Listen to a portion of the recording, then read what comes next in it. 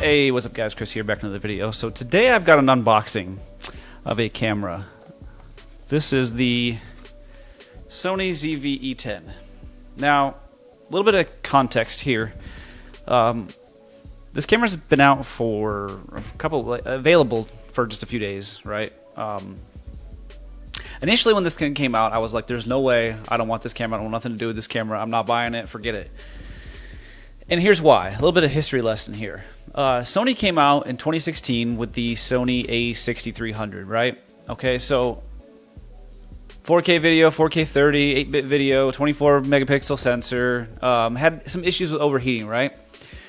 Fixed over time with some firmware updates. It's still a decent camera today if you have one. I wouldn't complain about it. Later that year in 2016, the A6500 came out, right? Sony a6500. Basically the exact same camera, just a little bit thicker grip and in-body image stabilization. So really not much of an upgrade. Fast forward a couple years to 2019, the a6400 comes out, and it's basically the exact same camera as the a6300, except for the flip-up screen.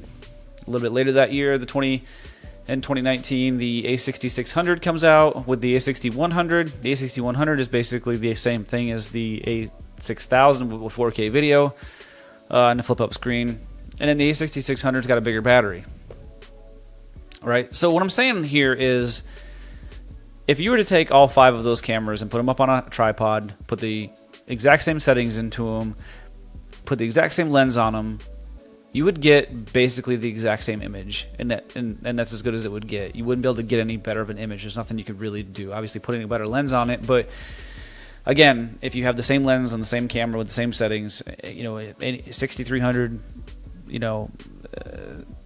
6400, 6500, 6600, 6100, all 5 of those cameras, you're going to get almost the exact same image out of. Now, the 6100 is a little bit different because it doesn't have all the picture profiles that the other cameras do, but yeah. So the reason I didn't like this camera, because I was like, well, Sony just rebranded the exact same camera again. Now we've got the 6th camera that's exactly the same as the last. This is the reason that Sony started beating Canon so bad in the late 2010s, because Canon was doing the same thing. They kept making the same camera over and over and over again, and and people were like, well, I want something more. I want 4K video. Why does Canon keep coming out with all these cameras and they're still maxing out at 1080p when Sony's been putting 4K in their cameras for years? Even when Canon came out with a 4K mirrorless camera, it was still kind of a it didn't have like dual pixel autofocus. It had a crazy crop in 4K. That was the M50s and the ESR and RPs. I think the R had dual pixel autofocus in 4K, but it just still had the crazy crop factor in 4K. So I was like, you know what? I don't want to buy this camera because it's just the same damn camera over and over again. They just keep rebranding the same camera, putting the same specs in it. 4K 30 max out, 8-bit video, 4208 8-bit video. This one's got electronic stabilization. That's about the only difference. But recently I've decided that I wanted, I've got this S5, I've got a Fujifilm X-T4. They're all larger cameras, right? And I wanted something that I could pretty much throw in like a small backpack and carry with me everywhere I go, really. Just like an everyday camera that I could take with me. So I started looking around in the market, and I was like, what is there available? And I do mainly video. So I looked at something like, I thought like something like the XS10, Fujifilm XS10 was a little bit too large for what I wanted. I was looking at like the ZFC, the new Nikon ZFC. I didn't really, I compared it to this camera, and I was like, well, that one's $1,100 with a lens. This is only $700 with a lens, or $800 with a lens. I looked at a couple other different cameras, like from Fuji, the X-T30 Mark II just came out. It's obviously not available at this point, but you can pre-order it. I was like, well, the best bang for your buck right now for like an everyday carry camera, unfortunately, is this ZV-E10, even though it is the same camera over and over again. So I decided to go ahead and get it. Now, story time is a little bit over with. Let's go ahead and get into this box. And we'll look around the box. So it's a little bit different than previous Sony cameras. You got a picture of the camera on the front, and then on the side is just orange ZV-E10 alpha on the front, and yeah, a little bit of, normally they have specs. I have the kit lens with it, 16-50. I've had that lens many times in the past. It's not a terrible lens. It gets a bad rap, but it's a kit lens. I mean, you got to kind of play that, get books, all that business. Now, I typically won't do camera unboxing on this channel, but I do on this one because I wanted to tell that kind of whole story on why. Alright, so you've got your little, because I actually have another camera coming in that I will not do an unboxing because it's an older camera now. You got your little wind muff thingy here.